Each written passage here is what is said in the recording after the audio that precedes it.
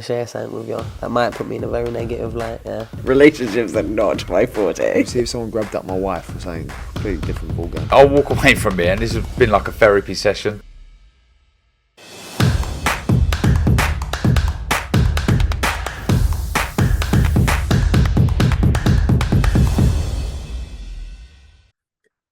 Andrew McCART, IFL TV, proudly sponsored by Everlasting. I've got to say I'm very, very, very delighted to be joined by Mr. Danny Christie himself, bare-knuckle fighter. Now, I said to you, I've seen my good friend James English basically messaged me today and said, would you do an interview with Danny? He was sparring Tommy Fury. That's the main reason why I've got you on here to talk about Fury, Paul. But Thank like you. I said, I've watched the podcast with James, and I said to you that you've had a very, very eventful life, and it's led you to this now, sparring guys like Tommy Fury and a huge fight tonight on Saudi Arabia. But just touch on sort of like your background for people that might not have seen the podcast, might not know who Danny Christie is. Just sort of like in a nutshell, break it down. Well, I wasn't a bad amateur boxer, you know. I had 19 bouts and I won 12. I got a Northwest Counties title. I got to the ABA quarter-final. You know, I wasn't a bad amateur, and you know, I threw it all away, mate. I got into drugs, and you know, I went on a best part of a 20-year rampage, mate, on addiction and chaos, carnage, prison. You know, and during this time, I was doing unlicensed fighting for wages. You know, I had 11 of those and won 10. You know, and I wasn't really in the gym. I got myself clean about 13 months ago. Well done. You know, I'm proud to say I'm almost 11 months clean. I had a bit of a straightener, which I'm sure a lot of people have seen in a gym with another kid in Manchester. And from that, I got a call from the BKFC. They asked me if I wanted a 3-fight contract. You know, and I thought, yeah, it's now or never. You know, I didn't want to get to sort of 40 plus years old and think shoulda, coulda, woulda. So I gave it a crack, and here I am. Here you are, and it's led you to sparring Tommy Fury, who's up against Jake Paul. Obviously, I'll touch on you, but being that Tommy Fury sparring partner, I've seen a quote that we put up on IFL TV, and a lot of people have said that even Lyndon Arthur, who's sparred Tommy Fury, said his power is one of the hardest hitters that he's been in with. You've said that you couldn't get away from his jab, but how is his power? Does he hit as hard as Lyndon was saying? Yeah, I felt his power. You know, it can crack for sure. You know, there's no two ways about it. Yeah, he's got power, and it's a funny power, you know, because it seems kind of effortless to him. You know, he's not given full rotation. He's not given full turn. It doesn't look like he's sitting down on the punches, but you know, when they connect, they register. You know, he's heavy-handed for sure. But obviously, the spars, I wasn't there privy to it, but how are the spars? I mean, obviously, being that bare-knuckle fighter and the blood and all that, I've seen a couple of your fights as well. There's all that gore. How were the spars? Were the spars with Tommy tasty? Yeah, mate, listen, he got the better of us in I would say most of the rounds. I was pleased I could make it reasonably competitive, you know, and land some of my own punches. But he drew us in, you know, he was good. He had good feet and a good jab, and he had us sort of overextending and leaving my feet behind once or twice. He just impressed us, you know, in all areas. He was a lot better than I've ever seen him when I've watched him fight, you know, in the ring. You know, much better than I've ever seen. They reckon he's the best he's ever been, you know, and that showed in the spar. The only thing which I was speaking to a friend about, which I'm not for a second saying this applies to Tommy Fury, but I've sparred a lot of people in a lot of gyms, and, you know, I know a lot of boxers myself, you know, and as we know, they are certain fighters that they're like gym fighters, you know, when they're in their own comfort zone, surrounded by their own people. You know, they're a lot better in the gym than they ever are under the lights. Now, I'm not saying that's the case with Tommy Fury. You know, I'm not saying that for a minute, because, you know, he was very good, you know, but time will tell, you know, if he boxes like he can, you know, and he employs the talent that he's got, you know, I think he can win this fight tonight quite comfortably, but only time will tell. Well, Danny, you've got a £200 bet, and I saw you seem very confident. Yeah. Yeah, I'm what 200 quid says he'll win, you know, but like I've said, time will tell, mate. That's it. What's the odds on that then? 200 quid, what are you getting back? I think got about 500 noughts back. All right, that's not too bad. A wee bit over your money, which is good. Yeah, so the fight itself with Jake Paul, you said that he can win, but how does he win? Obviously, have you seen any of Jake Paul's fights? Have you seen any flaws that Jake Paul does that Tommy can exploit? And how does Tommy win this fight? listen, in my opinion, whatever that's worth, I think Tommy sticks to what he's good at, you know, his feet and his jab. If he busts him up with that jab over the first couple of rounds, frustrating him, you know, and just agitating him a bit with his movement and, you know, looking for the heavy shots, you know, start sitting down on them maybe, you know, round 3, round 4, because, you know, he's a very good boxer. But listen, Jake Paul can fight. You know, it's he gets a bit of stick, as I suppose Tommy does. You know, this is the critics and that you know, professionals and that are up against. But in my opinion, if it turns into a firefight, you know, a shootout, which is possible, you know, given it's turning into a rather personal affair, you know, it's hard to, you know, implement your game plan and that when you've got a strong dislike for the person in front of you. You know, if it turns into a shootout, then it's anybody's game. And as we know, Jake Paul can bang. So, you know, for me, he wins it by sticking to his good fundamentals, good movement, good boxing, you know, and double and tripling that jab up, plenty of feints, and just frustrating him over the first couple of rounds, you know, and start sitting on them at maybe round 3 or 4. But I'm sure he's got his own game plan, but, you know, for what it's worth, that's how I think he beats him. Can he get a stoppage? Are you thinking points, or do you think he can get him out of there? Time will tell. He hits hard enough to stop him. You know, I'm not sure what Jake Paul's chin's like. We haven't really seen him tested or caught clean off, you know, a heavy-handed lad. But you could say the same for Tommy. You know, we haven't seen Tommy rocked or banged hard. So it's very interesting, you know, especially with a couple £100 on it. You know, it's turned into a mouth-watering affair. You know, I can't wait to sit down with a few cakes and a bit of junk food tonight and watch it, you know. Yeah, I likewise, mate. I'm the same. Obviously, sticking with Tommy in that, you said you feel confident that he's going to win the fight, but you've been in fights yourself. You know the nerves, anxiety, but along with it, man, the BT Sport box office, Tommy's the boxer with the Fury family name. Jake Paul's a Disney kid, a YouTuber, been in the game 3 years. Is all the pressure on Tommy Fury in this fight? And do you think he can handle it if it is? I think the pressure's, you know, split quite equally. There is pressure on both of them. There might be more pressure on Tommy. I mean, who knows? We don't know inside these fighters' heads. You know, we don't know how they handle pressure. You know, you squeeze some people and the focus, you know, others fold, you know, so we just don't know, you know, how it's going to go. I mean, we'll see tonight, won't we? You know, but it's one of them. You know, you just don't know what's in a fighter's head. You don't know how they're going to handle these occasions. Listen, Jake Paul gets called a Disney kid and all this stuff. If Jake Paul was, you know, a normal kid who nobody knew, and he'd fought these MMA lads and these people he's been in with, you know, and he was just an average Joe, you know, people would be singing his praises.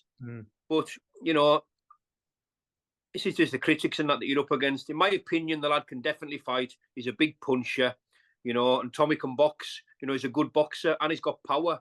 You know, it's a good fight, and I think they're going to be well matched, to be honest. I can't see it being a whitewash, you know, on either side. You know, I think whoever implements the game plan, you know, better than the other one, he's going to be victorious.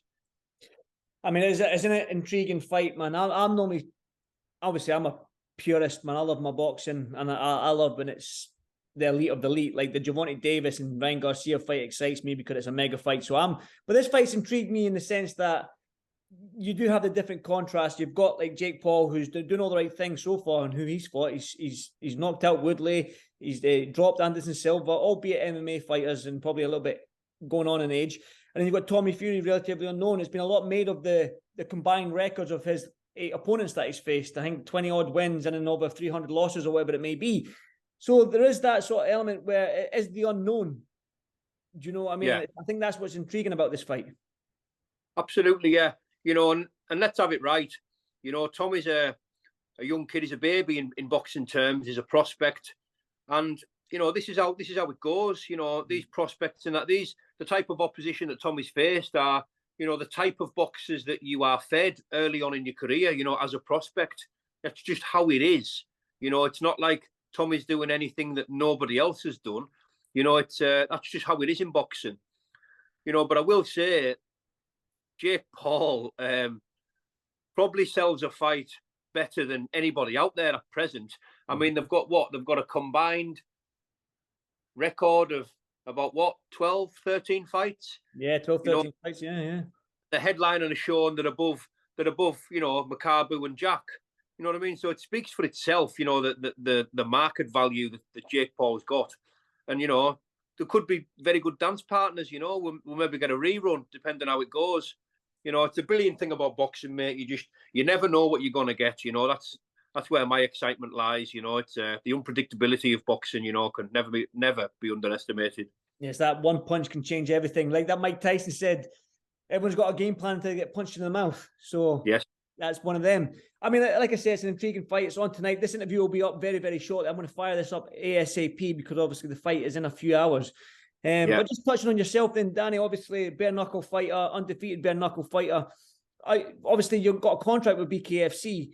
When are you next out then? What's next for you? I'm out on April the 22nd.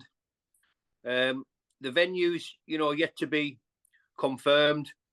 There's a big fight on the cards. You know, I can't announce the opponent yet without the contracts and that been signed. But you know, I've asked for the best available lads. The promotion have delivered. You know, I'm in with probably one of the, if not the best lad in the country. You know, there's talk now of me fighting him in his own backyard. You know, and that's a bit of me. You know, that's just a bit of me that, you know, I can't wait to lock horns with this lad. And with the fact that I'm fighting him in his own backyard, potentially, it's going to give us that extra motivation that I need, you know, over the next 8 week. Training camp starts tomorrow. You know, I'm pretty fit and well as it is. You know, I could fight in the morning, but we're going to have eight solid weeks, nutrition and training. And yeah, I just can't wait. Definitely. It's an exciting, the bare-knuckle, no one's seen it.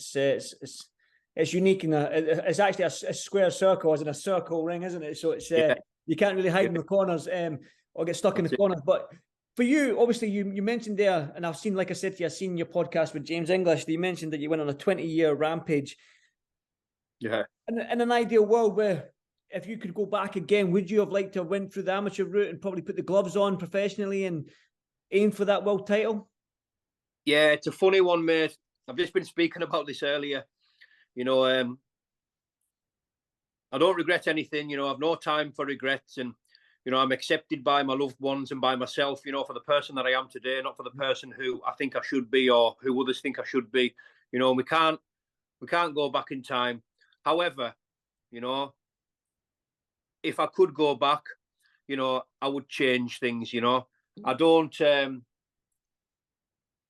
have regrets, I suppose, because it's led me to where I am now, you know, the best place I've ever been, mentally, spiritually and physically. But, you know, I wasted all the best years of my life doing all the wrong things. So, you know, the answer would be yes. You know, I would have stuck in the gym. You know, if we had this magic wand, you know, I would have stuck in the gym, you know, and who knows, I could have been maybe a contender, you know, on a British level. You know, we just never know. But, you know, I was reasonably talented. But listen, it's one of those, you know, I'm happy and grateful for the person that I am today. And I've got a shot at the BKFC. You know, I'm going to have another 2-3 fights, whatever. My body's catching up with us. I'm almost 40 years old. I've got a lot of injuries and aches and pains. My joints are shot. But I've still got it there. And I've still got it there. You know, so only time will tell, you know, how much I progress over these next couple of fights. Undefeated so far. So, you know, 2-0, 2 knockouts. You know, I'm doing okay. Listen, you never know. You might get that big. Jake Paul might give you a call and want to go in with a bare-knuckle fight. He's fought MMA guys. He's fought boxers. What's that? I'll fight Jake Paul in the morning. Not a problem. That's what I like to hear. But obviously, going back to what you just said, the no regrets and stuff like that. But there is a lot of fighters that sort of are young kids in the gym right now that maybe have a group of friends that are doing all these things, the wrong things outside of boxing, outside of the gym. Are you got any advice for them? Obviously, you've been there, you've done it, you've got the t-shirt, so to speak. So have you got any advice for young kids that want to become a boxer, a fighter in that sense? Mate, it's a funny one, this, because I've just been speaking about this in a video that I'm going to put on my channel shortly. When I was younger, at school and all this stuff, I used to love boxing. but I never ever had big dreams or big aspirations or anything like that. You know, I got asked the other week what I wanted to be when I was at school, and the answer was nothing. I wanted to be nothing. I never had any big goals or anything like that. And the first time I reflected on my life when I was 34 years old in HMP Preston, 2 days before Christmas, 2019, I realised then and there that's exactly what I was. I was nothing, you know, and there's a lesson in there somewhere, you know. The energy and the tenacity and the high level of motivation, you know, persistency, and, you know, I was a relentless savage when it came to finding ways and means to get more. You know, I was a typical addict.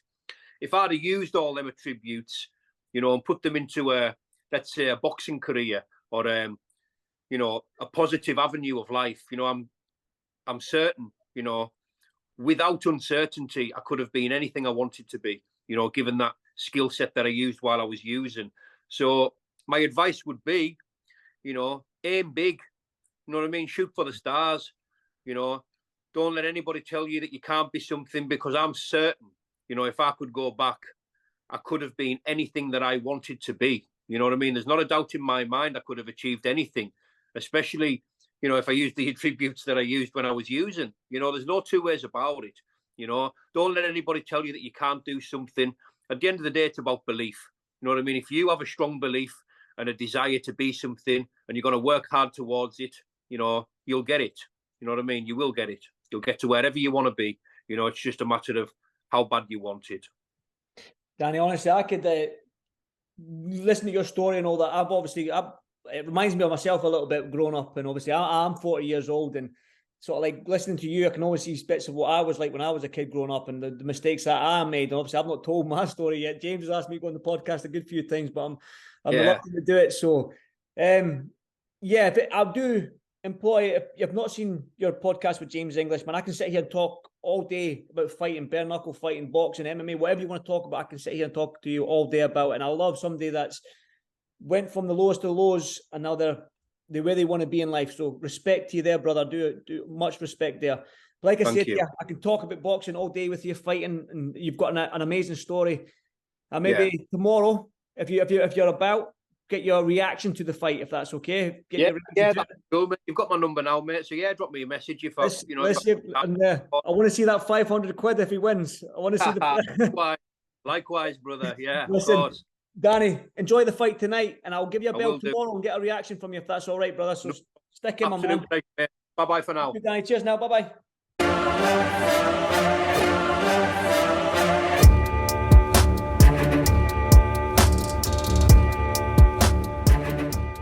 I'm going to share something with you that might put me in a very negative light, yeah. Relationships are not my forte. See if someone grabbed up my wife or something, completely different ballgame. I'll walk away from it, and this has been like a therapy session.